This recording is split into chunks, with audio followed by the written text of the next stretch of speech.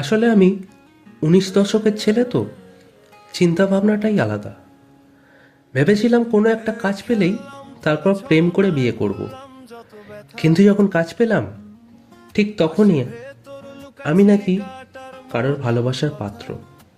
চলো, সব ঠিকঠাকই চলছিল কথাবার্তা। তারপর ঠিক 2 বছর পর হঠাৎ করেই তার হোয়াটসঅ্যাপ স্ট্যাটাসে জানায় তার পছন্দের মানুষের সাথে তার রেজিস্ট্রি। মানে আমার সাথে যার পরিচয় করিয়েছিল বেষ্টু অথবা প্রিয় বন্ধু বলে, তার সাথেই। কি বলবো, হঠাৎ করেই মনে হলো দুঃস্বপ্ন দেখছি। নিজেকে বিশ্বাস করতে পারছিলাম না। তারপরেই আমার বন্ধু ফোন করে, বলে, দেখেছিস আজকের স্ট্যাটাসটা? মন খারাপ করিস না, হয়তো এটাই তোর সাথে হওয়ার ছিল, এটাই তোর ভাগ্য। কিন্তু আমি এটা ঠিক বুঝি না, সব কিছুটাই কি ভাগ্যের উপর নির্ভর করে?